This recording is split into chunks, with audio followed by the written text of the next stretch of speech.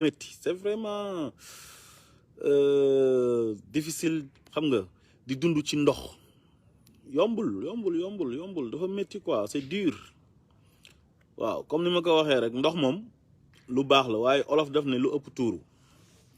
waaw yàlla nee na wa ja'alna minal maa'i kulla shay'in hayy waaw ndox moom mooy dundal lépp mooy defar lépp loo gis rek bi ñu koy defar am na ndox waaw nit ci boppam ndox la nit ndox rek la waaw parce que nit il faut nga naan il faut nga sangu waaw bâtiment bi ngay dëkk ndox moo koy tabax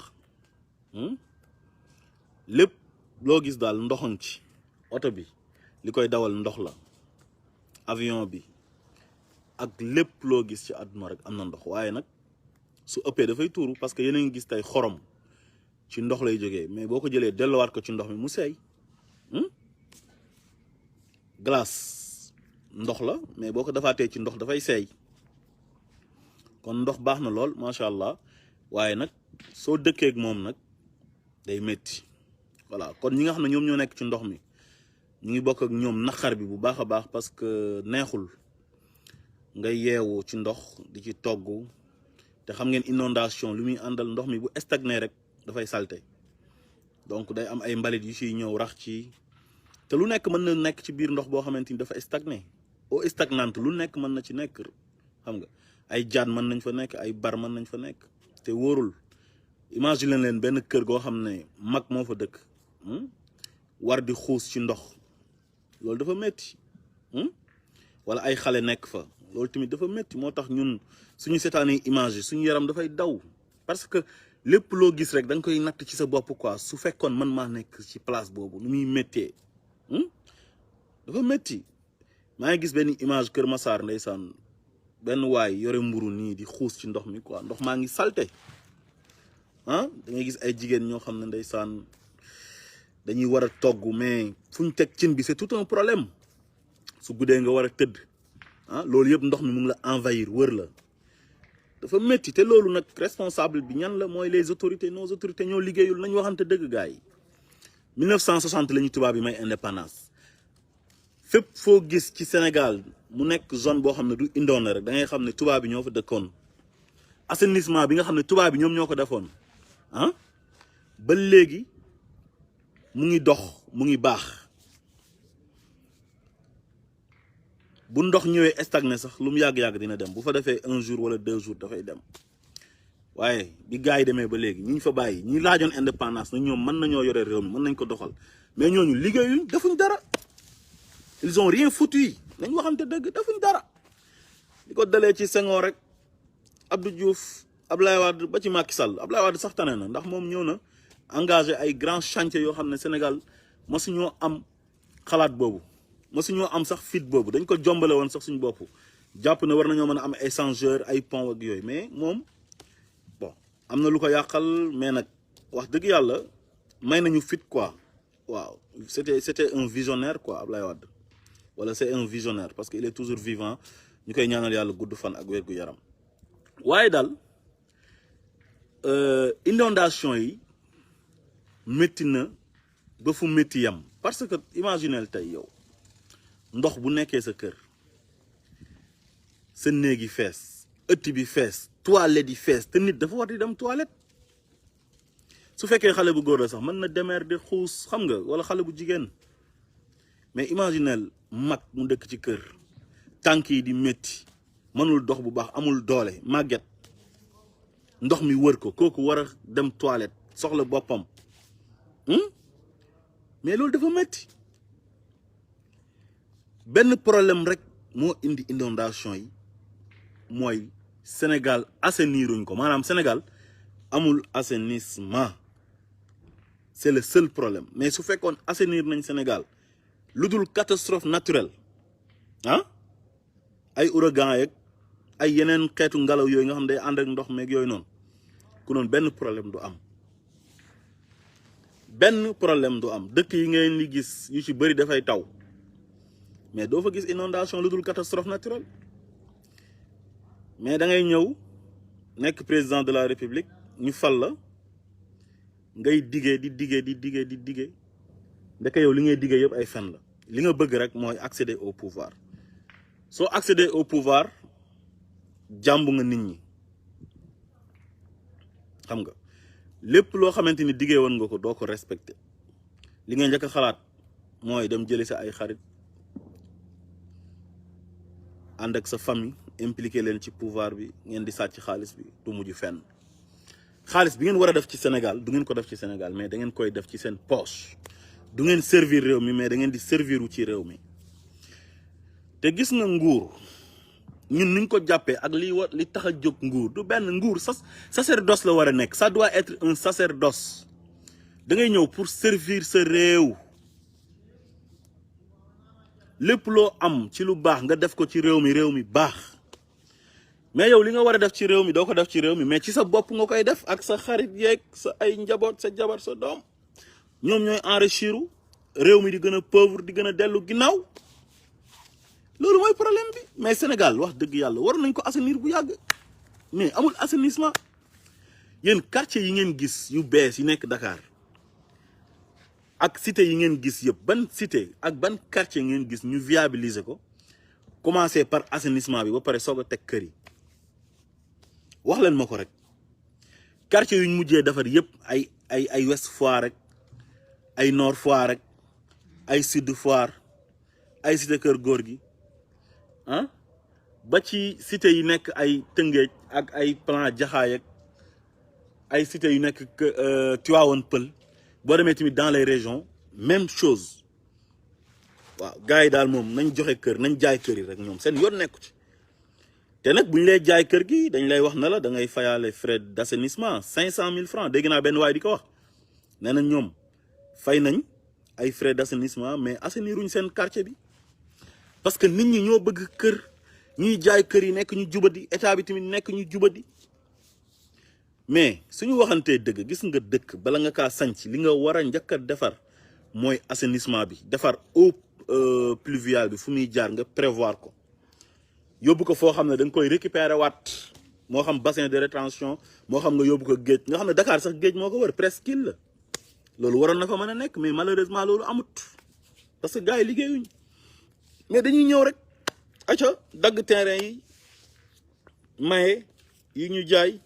yi ñu sàcc inspecteur des impôts yi ñëw am ay poste dajale ñoom tamit jël séddoo rek ñoo tabax nga jël sa kër nag def ci xaalis bu bëree bëri investir ci ay millions après mu taw inondation am nga sànni sa xaalis te xam ngeen ne ndox bu stagné ci kër tabax bi lu mu dëgër ndox mi bu fa yàggee day commencer affaiblir tabax bi da koy commencer yàq ndox mooy tabax mais noonu la bonee ci tabax bu fekkee nga karole kër gi dafay dajji karo yi bu yàggee ci mur bi stagné wu foofu noonu bu yàggee mur bi day daanu am na ñoo xam ne sax d'ailleurs mur bi daanu na ci seen kaw ñu bëri am na ci benn jeune bu dëkk Cambérène am na ci benn xale xam nga ak yeneen dëkk yoo xamante ni ñu bëri dee nañ ci inondation bi loolu ñoo ñu ko yóbbee mooy nguur gu bon nguur goo xamante ni liggéeyuñ mais assainissement loolu c'est primitif dafa am yoo xamante ni c'est primitif maanaam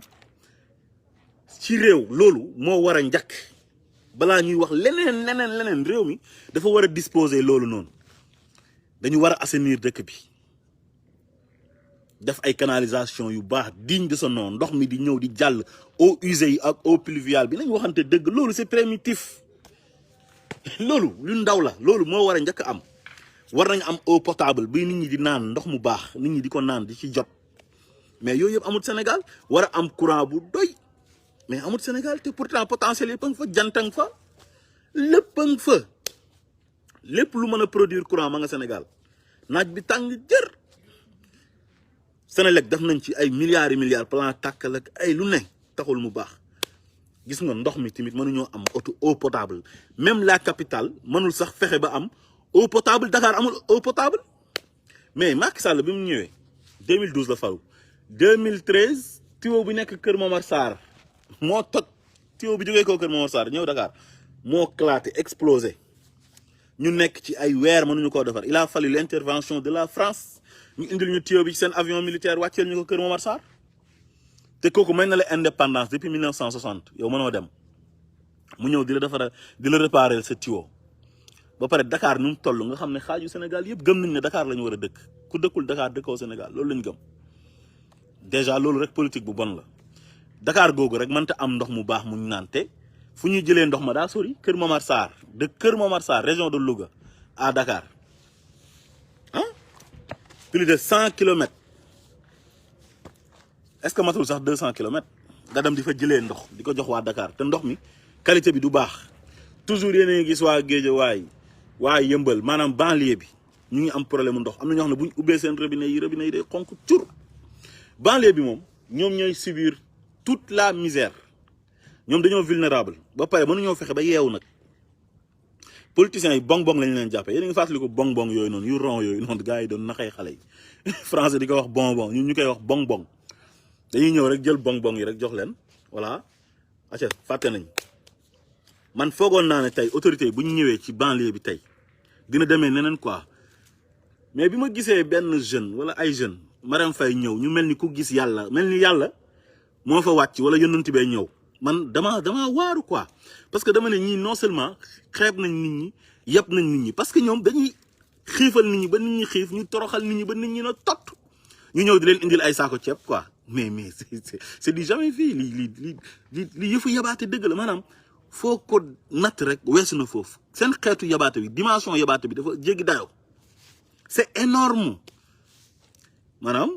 Marème Faye Sall daal moom moo jëkkër ji dañoo jàpp ne xaalis mooy régler pour ñoom l'argent peut tout régler lu xew rek ñu indi xaalis wala ñu dem jëndi ay ceeb dem jëndi ay matelas ak ay diwlin ñëw jox gars yi calmer leen gars yi calmer wu bu subaa nag bu ñu soxlaatee seen carte yi ñëw defaat la même chose duñ leen gisaat ba catastrophe am fa ñu ñëw indilaat leen ceeb ñoom daal ceeb la ñuy naxee nit ñi quoi loolu mooy yéen da ngeen a xiif vous avez faim ay non man Sénégal des fois suñu xeetu ñàkk fayda gi ak suñu xeetu passivité bi daf may métti quoi daf may métti te daf may jaaxal quoi daf may métti gis nga uude nu mu la gisee noonu rek la lay awalee nit ki soo ko wanee ñàkk fayda la moo tax Macky Sall nu muy jiitee réew mi dafa yomb moom sans pression ba léegi yéen gisu leen ko mu ñëw si banlieue bi ñëw seet si sinistré en tant que le président de la République soo demee Rwanda Paul Kagame day wàcc ci terrain bi wàcc ci mbedd mi Idriss Déby laa la wax Idriss Déby lu muy bon président Tchad nekk dictateur lu xew day sol tenue militaire am wàcc ci terrain bi bokk ak gars yi même jihadistes yi bu ñu duggee foofu noonu dafay sol tenue militaire am moom yore armam ànd ak armée bi dugg ci biir àll bi nekk au front pour fas yéene dee mais waa ji moom ci palais ba lay nekk coronavirus ñëw na mu ragal a génn ñemewul sax génn pour moom bu génnee wàll nañ ko coronavirus bi dee na masul wàcc ci terrain bi xanaa bi ñuy séddale ceeb bi ceeb bi wàccee port dem na rek dem xool superviser xool tuuti wanewu caméra yi ñëw ñu ne Macky Sall wàccee na ceeb quoi c'est que loolu moo ruslu quoi ceeb maanaam dëkk boo xam ne lu xew rek ceeb la ñuy xalaat quoi kon ñun ceeb rek mooy suñ préoccupation quoi non loolu dafa garaaw ñun ceeb daal lañ bëgg quoi ceeb dëkk boo xam ne dañoo mel ni ay ginaar ak ay xar yow daal da ngay jël benn bool def ci ceeb nii di jox xar yi naan leen kii am mais comme maire yi ni ñuy def xar yi di leen nax quoi pour ñu ñëw wala nga jël ceeb wala dugub sànni ko ci suuf si ginaar yi ñëw di cop affaire bi noonu quoi noonu la ñuy jàppee donc moo tax bétail électoral lañ quoi voilà léegi nag ñun ñi nga xam ne yeewu nañ di conscientiser duñ ñu sax déglu nu ñu war a dégloo ak nu ñu war a bàyyee xel ak nu ñu war a seetaanee sax dafay des kon gars yi dafa mel ni ñoom lu leen di gars yi di teg daf leen a neex jafe-jafe yu ñu leen di teg ak bétail électoral bu ñu leen jàppee ak utiliser bu ñu leen di utiliser ba mu neex leen ñu sànni leen dafa mel ni da leen a neex Marème Faye war leen ko woon a sax permettre muy ñëw ci banlieue bi naan da leen di indil ay ceeb ak ay di ba pare mu ngi wayee di benn xeetu wayee di go man mosuma gis une première dame bu wayee dee comme Marème Faye foo ko fekk mu ngi signe di forcer ay ree di def yëfu ñàkk xorom yoo xam ne kenn mënu laa wax lan la su ko gars yi gisee mel ni ku gis yàlla moo tax après da leen di yàpp ceeb rek mooy li jënd seen problème yéen ceeb c'est écœurant dafa métti ci xol quoi man damay am pincement quoi ci xol su may gis yenn image yi au Sénégal heure bi waroon a fekk ñu dépassé loolu quoi teg suñu bët feneen mais di nangu benn bande benn groupe bu ndaw nekk ci kaw au sommet de l'État di séddoo suñu xaalis di ko sàcc suñu amee problème rek ñu indil ñu ceeb nañu acca am voilà bétail électoral am acca ceeb baa ngi nii acca am lekk leen am ñu noppi ñëpp noppi. am benn jigéen bu fa nekk di yuuxu naan Marème Faye sama tànk doom bi dañ kaa dagg damaa bëggoon prothèse xawma nangam lii kii naan sama saako ceeb bi sama yaay dafa bëgg ceeb jëndale sama yaay ceeb. léegi nag moom ceeb rek lay jàpp ne moom ngeen bëgg moom nag moom su ko defee moo borom këram ak ay doomam ak seen ay ministre rek seen ay alliés ñoom ñu ñëw enrichir sàcc seen milliards yi ñu waroon defaree assainissement ba yéen du ngeen sonn ñoom dañ kaa sàcc milliards yooyu mu ngi seen compte yi ñu sàcc séddoo ko nekk à l'abri de leurs besoins du ñu am benn soxla bu ñu wàccee tey nekkatuñ président ils vont devenir milliardaires à vie ci ndoddu Sénégalais yi ngeen nangu ko léegi nag ñooñ soo leen gisee yéen war leen a sachet dàq leen ñu dem ngeen ñëw di leen topp di saraxu di victimiser wu di yalwaan mel ni ku ñu wax ne yonent bi moo fi ñëw tey yonent bee ñëw quoi Muhammad sallallahu alayhi wa sallam dafa ñëw pour régler problème yi wala Jésus Christ moo fa ñëw quoi le Messie ndax ceeb quoi ceeb ak matelas léegi matelas yi fan ngeen koy étaler fan ngeen di lal matelas yi où est-ce que vous allez étaler vos matelas fan ngeen koy lal xam nga lan mooy problème bi benn problème lañ am mooy problème mu assainissement nañ assainir Sénégal 700 milliards yi ñu waxoon ne def nañ ko ci assainissement bi ay fen la séddoo nañ ko sàcc nañ ko ba pare affaire bi nag këtt na jonn mu génnewaat 10 milliards ne léegi 3 milliards dinañ koy séddale jaarale ko ci transfert d'argent yi Sénégal lu fa nekk ci ay ñu sinistré kenn xamul nu mu toll ñi nga xam dañoo impacté ci mbënn mi kenn xamul nan la toll Dakar ak région yi Kaolack Ziguinchor Matam Louga Kolda Kaffrine ñëpp a inondé Tamba ak département yi ay Nioro yëpp fépp a inondé Tëngéej ak banlieue bi nu mu yaatoo banlieue bi rek lu fay yeewoo man boo boole ñetti région wala ñeent ñoo leen ëpp léegi nga ne yow 3 milliards ngay jël séddale leen ko ku nekk am benn 20 000 wala 15 000 léegi loolu après ça sert à quoi lan lay jëriñ loolu laay laaj ci lan lay jëriñ gars yi ci coono lañ mas a nekk ba pare ndox mi ñëwaat yokk seen coono yow jéemoo fexe nan ngay prévoir mais gouverner c'est prévoir mais xam nga ne Sénégal hivernage daf fay am day taw saison des pluies day taw chaque nawet mais boo ñëwee yow mais doo régler problème boo xamee problème bi mooy lan mooy assainiral dëkk bi bu ndox mi ñëwee am fu mu jàll mu jeex man bala ñoo dee ñu naan dafa am zone yoo xam ne ay zone inondable la xaw ma boo fa dëkkee yaa ko tey parce que da ngay xam ne day taa ba pare nga fay dëkk mais yow tubaab bi di tabax ci géej sax dañ ciy tabax fu nit mënta dëkk ci jamono ji amul affaire bi question de moyen la tabax assainir fu nekk nit mën na faa dëkk yow tubaab bi instant bi ñu ngi wax dem ay dëkk ji ay planète Mars ak ay feneen ngeen ñuy wax ay place ndox waxu caaxaan yooyu ci jamono ji ñu toll ni 21e siècle ngeen ñuy wax ay waxu zone inondable xaw ma lan te zone inondable boobu yéen a ko viabiliser jaay ko gaay ñu dem impôt et domaine ay cadastre rek yooyu dafa seen ay kayit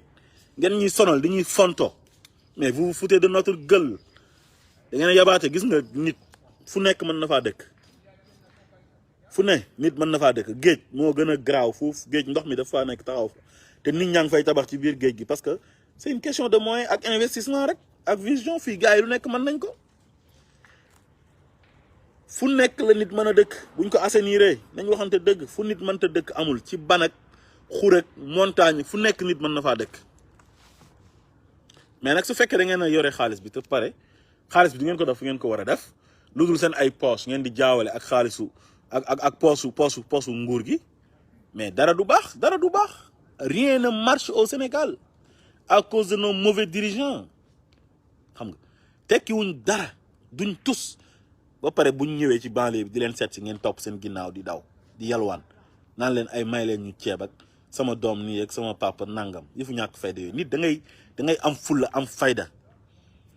juddu bu rëy ndey ak baay mais fulla ak fayda boromam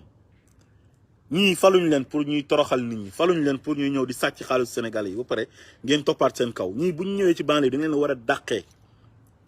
maa ngi gis benn jigéen di wax naan waaw yàgg nañ ñoo nax dañuy nax chaque jour waaye man élection yi passé Macky Sall laa voté loon waaye bii di ñëw fan ngay voté waate yow ñu yàgg laa nax nga naan élection yi passé c'est récent 2019 te yow avant loolu waa ji fen na la fi fen nax laa naxa ba bëgg a dee yeewu woo yow kañ waa ji bu lay nax na la nax benn yoon ngeen baal ma ci kàddu gi olof nee na caga benn yoon lañ koy nax waa ji bu lay nax na la nax benn yoon nax na la 2012 déjà yow 2012 fal nga ko bi nga ko falee avant nga koy fal sax dafa wax ne ci campagne bi ne moom boo ko falee au lieu mu def 7 ans 5 ans lay def dafay réduire mandat bi ba pare appliquer ko ci boppam mu wax ko ci rencontre yu solennelle yëpp ak sommet yi ay CEDEAO Union africaine ak ay Nations Unies fépp mu wax ko fa ñëpp kontaan di ko tàccu déjà mu ñëw wor la ba mu xamee ne nguur gi mu ngi waaj a jeex premier mandat bi tuutee ci des da laa wor fen la dam làqatu ci gannaaw conseil constitutionnel goo xam ne ku nekk président loo bëgg ñoom loolu lañu lay defal tey ji 3e mandat yam bii buy dem di déposer ñu koy accepter te pourtant conseil constitutionnel bu ñëwee na ko amoo droit am 3e mandat rek wax ji jeex kenn du sonn day dimbale sax peuple bi mais nag ñoom moom moo leen fay teg mais mën na leen fa teg mais nag lu jaaduwul mais gis nga mu def la ko yow 2012 falu ne la 7 ans laay def fen la ba pare toroxal la ci 7 ans yooyu noonu defalu la tous lu dul répression la fi nekk di fayu wante di jàpp nit ñi di tëj di toroxal nit ñi ku wàcc di marche mën na la doo wàcc organiser ay élection nu mu ko neexee éliminer ay candidats yam ba pare nga dem di ko voter yow 2019 ba pare naan du ma ko voter lati mais yaa ko def sa bopp te bi mu toogee bees nee na la moom plan décennal de lutte contre les inondations teg na ko def ci 57 milliards où sont passés les 57 milliards laajoo ko 700 autant pour moi 750 milliards où sont passés les 750 milliards yow laajoo ko nga bàyyi ba lépp jeex bu nga voté laat ko mu naxaat la nga ñëw naan moom laa voté loon 2019 ku nangu ñu nax la ku nangoo ñàkk fayda yaa ko teg sa boobu nit da ngay am fulla am fayda gis nga àdduna bii nii kenn mënulu fi dara nit ñun ñëpp yàlla moo ñu bind nit da ngay gëm sa bopp quoi man gëwma kenn man ay Macky Sall ak roi wu Arabie Saoudite beeg président wu France ak Amérique man ñëpp laa yemale ay nit rek laa leen di xoolee man awma benn complexe doomi aadama buy dund nit da ngay respecter nit ñi ba pare gëm sa bopp voilà mais boo gisee nit mel ni ku gis yàlla mais su xamee ne loolu la mais moom du la mën a respecter bu la soxlaa utiliser la ñëw nax la jël sa carte nga votel ko bu accéder au pouvoir fàttal la du la defal dara ba pare nga nekk fi di jooy yaa ko teg sa bopp loolu laay wax sama mbokk waa Kaolack yi sama waa dëkk ba ñoom élection yi passé nii depuis bi Macky Sall faloo ba léegi soo waxee ne faraloo Macky Sall sax ñu mere la def la ennemi man su may live nii tey di classe Macky Sall sax am na ñoo xam ne Kaolack foofu fa ma dëkk noonu lañ ma def laa la wax te duñ la ko wax mais niñ lay ignorer ngay xam ne ñii dañ laa def noonu te Macky defalu leen dara mais complexe quoi gis benn waay bu ñuy wax Macky Sall ñëw victimiser wu bala ñoo dee ñu naan ay dafa yaru ay njiitu réew lu si jar ay yaru li yaru fii ñëpp a yaru ñëpp a réew bi dafa am foo xam ne lu muy laaj nga génnee ko yaru bi mais nit dafa war a yaru ku nekk da nga war a yaru fii ñëpp a yaru mais da ngay denc réewande bi quoi bu laajee nga génnee réewande bi nga génnee ko mais ay Macky Sall dafa yaru loolu dafa tax ñu fal président ñun ay yaru ñun faluñ président ci ay moral de ay dafa yaroog ay nangam c'est-à-dire ñun de président buy liggéey la ñuy fal bu ñu amee président bu xamadi tamit di liggéey réew mi ñun bëgg nañ mais xamadil mais dafa liggéeyal réew mi priorité yi nga xam ko di liggéey réew mi jëm kanam lan mooy président bi dafa yaru lii loolu waxu ñàkk xorom yooyu xam nga ba tax na boo faralut Macky sax dañ lay mere quoi te defalu leen tous ña nga ca ndox ma Kaolack te votel nañ Macky Sall à 95% dara defalu leen ko dara ñëpp topp ci naan wooy Macky di fan ay nit yëfu man fanwuma kenn man yàlla ak yonent bi laa fan quoi ak Baye Niass mais waaw ak mag ñu baax ñi quoi mais pas ma nekk fi di fan ay say faux type là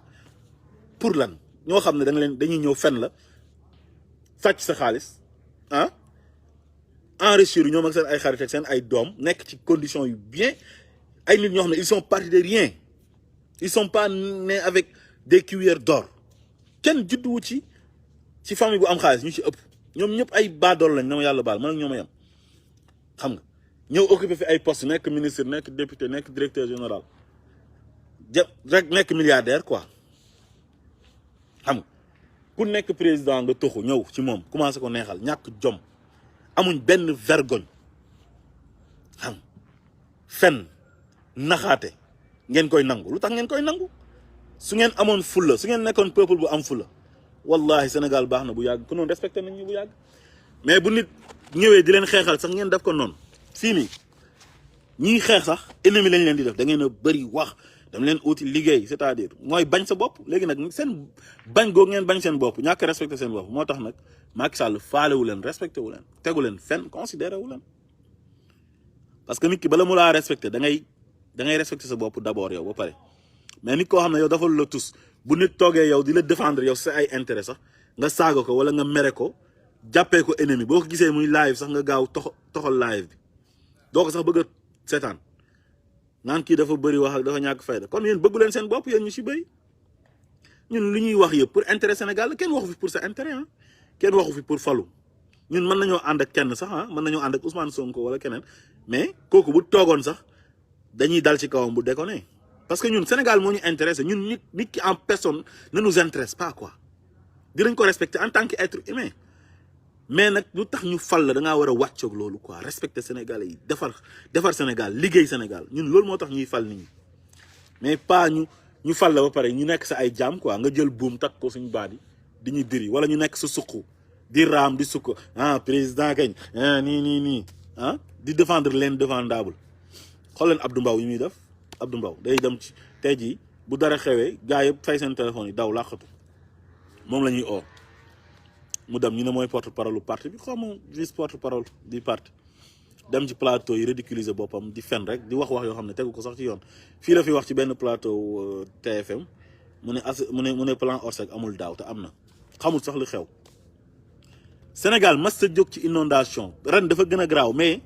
depuis 2005 laa la wax bi taw bi ñëwaatee ak doole ba léegi am na ndox yoo xam ne fa mu nekkoon ma nga fa am na quartier yoo xam dañ ko déserté des quartiers abandonnés dans la banlieue boo fa demee ay Médina Gounass nu mu meloon bu njëkk ba dafa jéggi dayoo boo demee ci banlieue bi am na dëkk yoo xam am na kër yoo xam ne seen borom da kaa abandonné génn kër ga carrément définitivement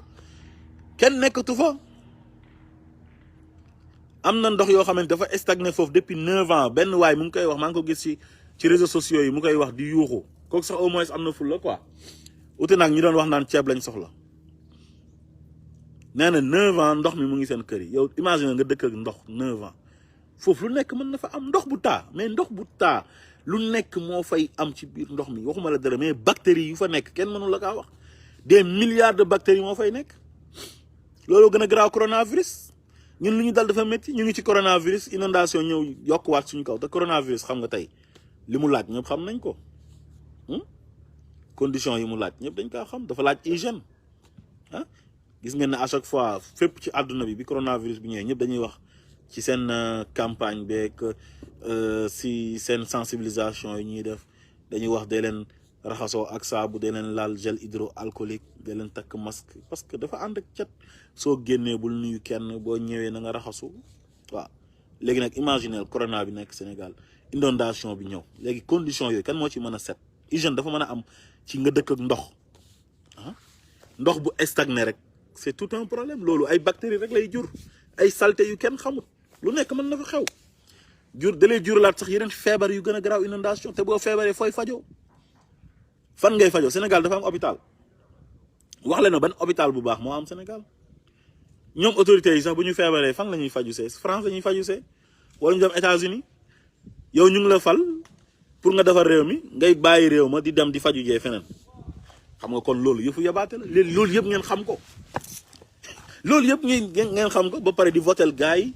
bon donte sax ñoom président africain moom bu xasee ba toog moom day honnête rek pour ñu gagné ko moom lay neex pour ñu gagné ko mais bu ko neexee kenn du ko gagné ci élection waaye nag am na ñoo xam ne ñoom dañuy votel waa ji loolu dafay tax moom mu gagné waaw léegi président boo xam ne yow wala gouvernement boo xam ne bu ñëwee problème primitif yi moom mënu ko lijjanti maanaam li nga xam ne mooy priorité yi ci nit mënu la defal assainissement mënu laa defaral hôpital bu baax mënoo am eau potable mënoo am courant bu doy transport bi kazalika naka noonu mu ngi métti ngay dund gu métti mënoo am liggéey mais loolu mooy priorité yi loolu yëpp da ngay 7 ans nu mu bëree juróom-ñaari at léegi def na 8 ans instant bi te mënu cee defar dara léegi lan la def mooy ñëw rek di endormir nit ñi rek di leen nax endormir peuple bi dem uti ji TR ñëw teg pour mu nekk loo xam nit ñi dañ koy gis nii TR bi moo gën a yokk inondation bi parce que dafa endommagé ñu bëri parce que dañoo jël raay bi jël ko mu kawe def ko benn niveau bu am hauteur léegi ndox mi day ñëw dal dugg ci biir këri jàmbur te ñun daawuñ inondé sax te TR bi def na ci 1000 milliards mënul daw non seulement ba pare yàqal riverains yi ñi dëkk ak ñoom ñu gas a gas foofu ba doyal ndox mi ñëw stagné fa courant yi rey nit ñi léegi TR bi ban njëriñ la am mu ñu indil ay BRT encore di ci yokkati di gasat ci Dakar te lépp Dakar lañ koy investir te du tax Dakar baax Dakar ay milliards yi milliards lañ fa def te baaxut ba tey Diamniadio gii nii si région de Dakar la bokk nekk si département Rufisque yow ngeen da ngay désengorger Dakar au lieu que nga sori dem ba ci digg àll ba fu sori 300 kilomètres de Dakar wala 400 kilomètres tabax fa une nouvelle ville digne de ce nom defoo ko nga naan ñu ay Diamniadio est-ce que Diamniadio sax biñ koy tabax ak xaalis bu ñu ko def assainir nañ ko sax laay wax déjà Diamniadio rek bokk na ci inondation bi xaw ma nag cité yu bees yi si la bokkam déet mais boo demee immeuble yi dañoo ñëw rek tabax am na sax ay experts yi doon wax naan fi ñu ko tabax baaxul parce que ban la dafay am ay fissures murs yi commencé woon na am ay fissures ah mais gars yi dañoo amul vision ñun ñi nga xam ne suñu jàng soriwul sax ñoom ñuy wax ne ay universitaire lañ jàng nañ am nañ ay diplôme nangam c'est-à-dire ni ay ingénieur en nangam xam nga mais ban ñoom lan lañ def lan loolu laa leen di laaj defuñ dara seen jàng bi ban njëriñ la leen amal man damaa gisut luñ def ñoom dara lenn daal laa xam ne qualifié nañ si mooy sàcc ak fen sàcc xaalisu Sénégalais yi ak di fen Sénégalais yi ak trahir di leen trahison loolu daal moom xam naa ils sont les meilleurs mais à part ça dara ñun vision yi ñuy am sax ñoom amuñ ko ñun vision yi ñuy am gis-gis yu rafet yi ñuy am xam lan mooy priorité yi Sénégalais yi lan lañ soxla lan mooy priorité ñoom dafa mel ni sax ñoom loolu dafa leen a réer ñoom mais loolu dafa garaaw ba pare ngeen nangu ko nañ am fulla ak fayda ah maa ngi gis moon Njaay Raxma jëkkëru Mariama Sarr bi mu dem Kaolack ndeysaan def benn convoi ne day seeti sinistre yi quoi ci ndox mi sol ay botam di xuus moom qu'est-ce qu'il représente à Kaolack parce que c'est l'époux de la mairesse wala du maire léegi jëkkëru maire moom ban prérogative la am wala ban représentativité la am gouverneur nekk fa préfet nekk fa ba moom mu def délégation yam en tant que politique quoi bokk ci APR c'est une association privée APR du institution benn parti la boo xam ne da nga fay jaar dam falu sous la bannière de ce parti support la rek pour accéder au pouvoir mais ku ñëw nekk candidat indépendant sax mën nañ laa fal nga bañ a falu sax ci bannière benn parti mais dañ koy def pour structurer rek affaire bi organiser ko pour nga mën a jaar foofu dam falu ji Moon Njaay Raxma APR la bokk amul benn lu muy occupé ci nguur du préfet du gouverneur du dara du maire léegi nag day dem di nax nit ñi ci yenn quartier yi di génne xaalis bi kenn xamul fan lay jógee di neexal nit ñi ñoom dañoo jàpp ne l'argent peut tout régler dañoo foog ne c'est l'argent qui fait le bonheur lu xew rek xaalis la ñuy ñëw di nax nit ñi day nekk Kaolack di leen nax rek di génnee ay xaalis ñëw joxe dem ci sëriñ si nii sukku joxe ñu naan Moon Njaay dafa baax dafa nangam c'est-à-dire ba pare ñun Sénégal problème bu ñu am mooy du ñu régler ñun toujours origine xaalis du ñu xam fan lay jógee te pourtant tubaab bi gëmuñ yàlla gëmuñ yonent gëmuñ tous amuñ diine te ñoom seen lépp a leer transparence dafay am xaalis dafay am comment ça s'appelle encore nu ñu koy waxee ci dafay am traçabilité dafa war a leer nit ñi xam origine xaalis bi fan lay jógee mais dëkk boo xamante ni duñ lijjanti origine xaalis ku ñëw ne politicien laa yore ay milliards di distribuer ak ay millions duñ xam xaalis fu mu jógee mën na cee rax xaalisu drogue rax ci xaalisu faux billet lu nekk blanchir ay xaalis dugal ci parce que kenn du ko contrôler te xam nga ne Europe ak yeneen dëkk yu baax yi comme ma koy faral di wax ay Amérique ak yooyu kenn du fa yore ay liquidité di def nu mu la neexee di sànni te laajuñ la origine xaalis bi te pourtant créé bu mu ñëw dekkalaat ko créé bu doon nelaw mu ñëw réveillé ko créé boobu noonu cour de répression enrichissement illicite la mooy am boo xamante ni lewut est-ce que moom bu ko respecté woon ñu bëri tey ñu ngi ci kaso bi fi ñu mën a justifier seen xaalis dafa bëri xanaa nga nekk commerçant bu mag wala nga yore benn usine nekk di def import export wala nga nekk lu ñu koy waxee opérateur économique wala dara mais à part ça da ngay gis ay nit ñoo xam ne amuñ benn métier kenn xamul ci lan la ñuy yëngatu ñu yore xaalis di ñëw di jënd nit ñi rek quoi yow daal politique rek lañ lay xamee politicien nga amoo métier ngay ñëw yore sa xaalis di distribuer xam nga de gauche à droite ñu naan diw dafa baax di nax nit ñi pour élection bu jotee ñu votel la Mon Ndiaye action yooyu muy def Kaolack yëpp xam naa ne lu mu bëgg mooy il veut être candidat c'est ça qu'il veut loolu moo tax te ñoom lépp lu ñuy def rek duñ ko def te yàlla tax te xaalis boobu ñuy génnee di passeree xam nga duñ wax sa xaalis bi fu mu jógee su ko defee nit ñi topp ci gannaawam di daw ndax xaalis dañoo war a gëm suñ bopp bàyyi niñ mel nañ am fulla ak fayda ñun lépp lu ñu mas a dal dafa li ñu dal pour ñu war cee yeewoo